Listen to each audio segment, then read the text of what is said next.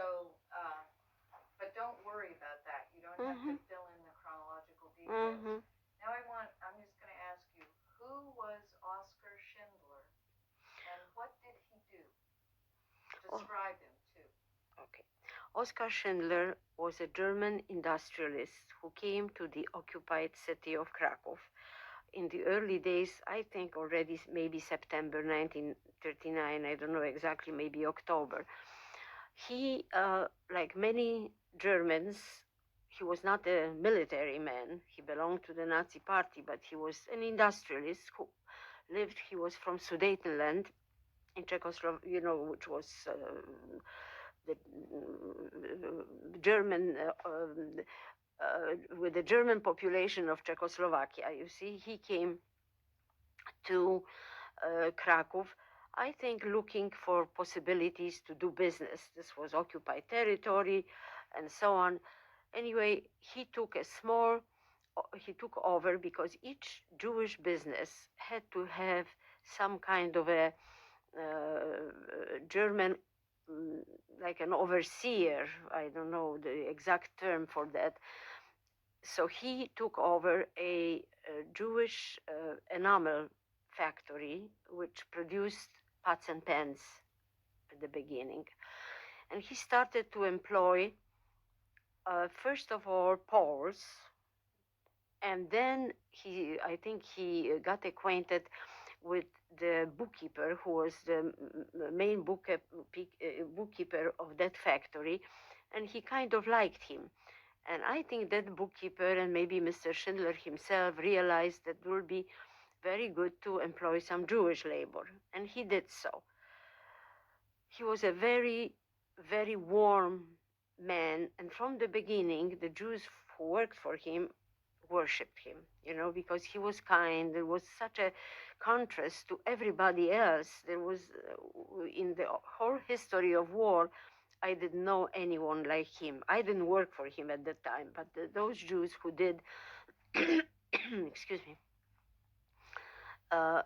had this opinion of him. My mother-in-law was an interior decorator, and I'm talking about pre-ghetto days. And one day he came over to her apartment, recommended by some other Jewish acquaintances of hers, that he had a new apartment. He moved into an apartment and he would like her to decorate it for him. In Poland before the war, you didn't buy ready-made things. Everything was made to order, like drapes and tablecloths and everything. And this gave my husband's family, his parents, his sister, and myself, I was married to him in February of 1940, means of survival, because he paid for all the services, for everything, and besides was very, very kind. So would you like me to tell you what happened? Describe him to me. What did he look like? Physically? Yeah. He was a very tall man, a little, I would say, kind of broad-shouldered, very blonde, very blue-eyed, and had this air of such goodness emanating from him. I remember later on when we were in the camp, which he established in Sudeten at the very end of the war, we were always freezing when we saw a German, because it meant that either there will be shooting or there will be beating or there will be some other kind of torture, moral or physical. But when he came, all we could see was Herr Director. We used to call him Herr Director, and he smelled awfully good, and he was always dressed beautifully and always dropping cigarettes all over. He was smoking a cigarette and then put butts around so the people could pick it up and smoke it, because of course they didn't have any cigarettes. People loved to work for him. Later on, after this original period of time in Krakow, in that factory, when the ghetto was established, he decided to have his people, his workers, live on the premises. He had his camp, his own little factory, and on the premises, the workers were living. They worked very hard because, you know, to work with enamel ware, I understand they had to carry these heavy enamel pots, and there was a night shift and the day shift, but they were fed, even though it was not easy to feed people in those days. They were fed. They were never harassed, because the Germans who guarded the camp were not allowed to do things which they didn't ask for permission to do in regular camps, because Director Schindler was bribing them, giving them presents and so on. They were always treated humanely. So it was such a privilege to work for him that was like a gift from God in those days, to be able to work for Oskar Schindler. You know, in comparison to have to work in camps like we did in Płaszów. What was Schindler's List, and how big was it? At the end of the war, 1944, around October, we realized that the camp in Płaszów will be liquidated because the Russians were approaching and the Germans were retreating. So they were liquidating all the camps around. But Schindler wanted to protect his people.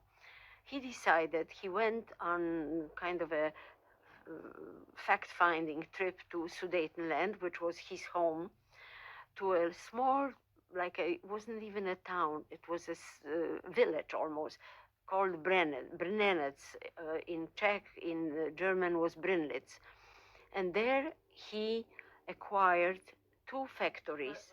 We have to stop for the Okay. helicopter. Right?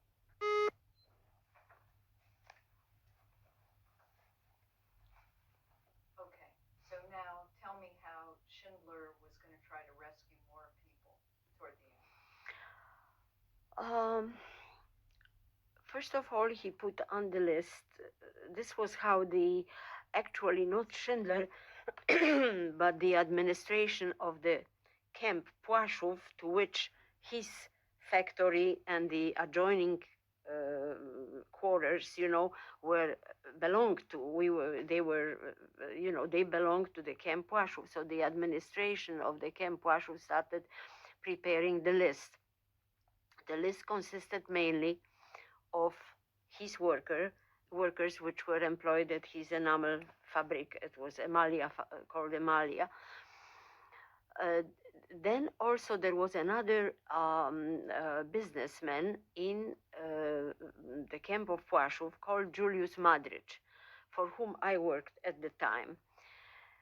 He was also very good to his workers, not like Schindler by no means. And when the end of the war and the Russians started to approach and the Germans wanted to liquidate the camps and retreat, Schindler, they were very good friends, Schindler and Madrich, and Schindler approached Madrich to do the same thing, to join forces and relocate all the workers to the 2 factories in Sudetenland. But Madrich refused. He said, I did everything for my Jews, whatever was possible, but now that's the end. I cannot do anything else.